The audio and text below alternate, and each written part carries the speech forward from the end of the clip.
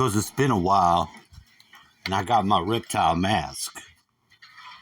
I want you folks to see this Cathy O'Brien shit. If you ain't aware of the Cathy O'Brien story, man, where the fuck have you been? Under a rock?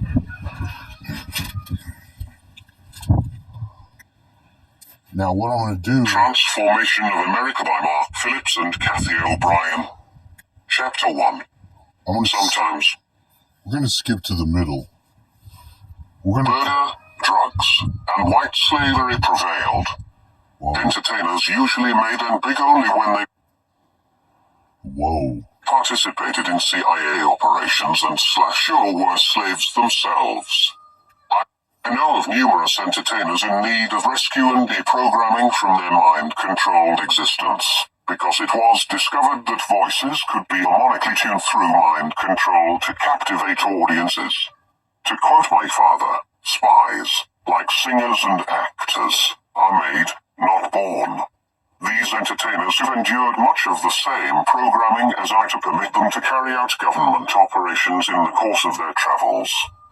Norwegian Caribbean Lines, NCL, cruise ships depart regularly from Miami, Florida and travel throughout the Caribbean and Mexico. NCL provides pleasure cruises to the public complete with entertainment like that of Alex Houston while carrying out CIA operations. Sue Carper, former Director of Entertainment Procurement for all NCL cruise ships, would ensure that government activities staging were properly orchestrated. She rotated entertainers like Houston from ship to ship in order to avoid the scrutiny of clean U.S. Customs and Immigrations inspectors. I routinely took cruises with Houston, mooling cocaine and / heroin out of Haiti, the Bahamas, Mexico, the Virgin Islands, and Puerto Rico to fund covert operations. While I was robotically carrying out transactions as ordered, I was also prostituted to South and Central American drug lords and politicians, as well as filmed pornographically. Houston made sure I was in the right place at the right time and switched me into the proper mode for each activity I was forced to carry out. In the early 1980s, this included passing messages to and from Senator Byrd, Baby Doc Duvalier, my Cuban contact, Puerto Rican drug lord Jose Busto, and others. In keeping with NCL's Caribbean operations, Byrd adjusted his use of programming themes to include a mirror reversal, interdimensional, air-water mind control theme used only by NASA and the Jesuits. I often saw dolphins playing in the ocean while being transported from port to port via the cruise ships, but the popular whales and dolphins mind control theme was avoided in favor of a theme more suitable to my experience, that of the seabird Robert C. Seabird. He told me, Atlantis 1 has long been the epicenter of alien activity. The path is so well worn that there are holes in the fabric of time and space whereby airplanes and ships, even people, timelessly seemingly disappear, transformed into another dimension alien to this world. Likewise, we, aliens, came in, entering through the mirror reflection of the hole in the fabric of space, the deep blue sea. Some of us entered Earth's plane as whales and dolphins. And when we emerged from the sea, some of us came flying out. Or is that in? At any rate, we are here. Watch for the flying fish when you are out to sea. When you see one, you will know it is kin to me. A flying fish by any other name is a sea bird. A seabird. Robert C. Byrd. The drug business was booming for the CIA, and the only war on drugs I witnessed was that launched by the CIA against its competition. As quickly as I brought the NCL suitcases of drugs into the port of Miami, they were usually transferred to Houston's factory custom-built Holiday Rambler motorhome. Concealed compartments were built into the walls for hiding the illegal drugs. If I drove the drug-filled motorhome onto Nashville rather than deposit the drugs en route at Warner Robins Air Force Base in Macon, Georgia, The bulk was stored in the Hendersonville Mormon Food Storage, Bishop's Warehouse. Some cocaine was delivered to a music distributor in Nashville, Tennessee, where it was carefully packaged in participating entertainers' cassettes for delivery along their carefully scheduled travel routes. Houston always kept a large amount of the cocaine for his own use and distribution. Oftentimes he ordered that I deliver the drugs to specific entities, the Grand Ole Opry and or at the local shopping mall when we were not traveling.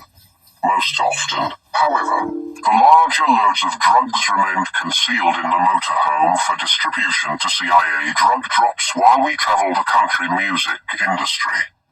These CIA drug drops included an abandoned amusement park near Youngstown, Ohio, Diamond Caverns 2 campground in Park City, Kentucky, and Swiss Villa Amphitheater in Lamp, Missouri. I was aware that tons of drugs were being handled. So it's like this the whole way.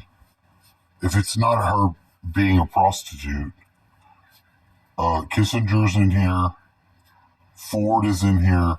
There's also the Bryce Taylor, thanks for the memories.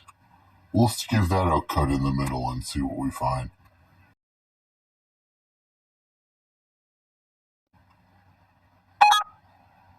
Of course, I think memories. Oh no! Bryce Taylor and Kelly.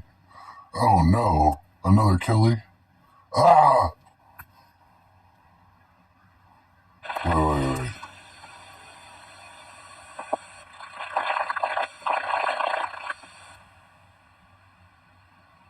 I'll follow one.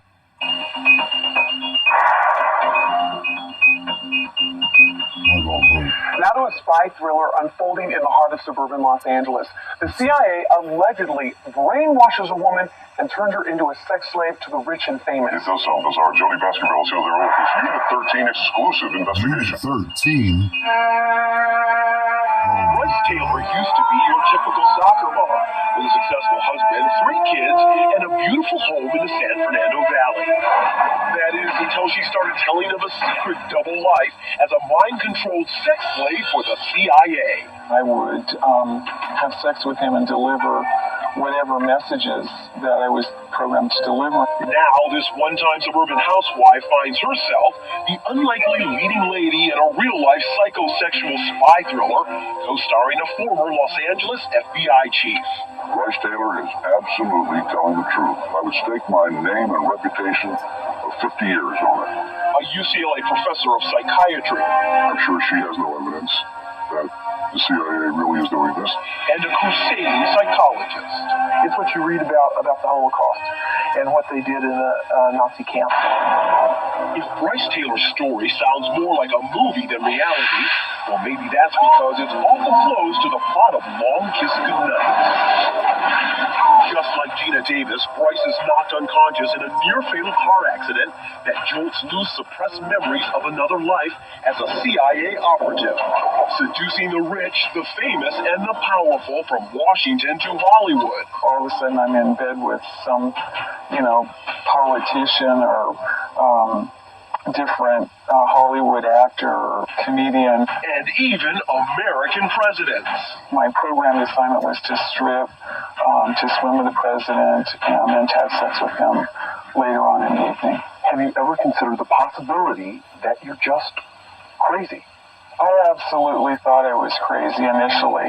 But now, more than 10 years and countless psychotherapy sessions later, Bryce and a band of supporters are convinced she was indeed the victim of covert CIA mind control experiments.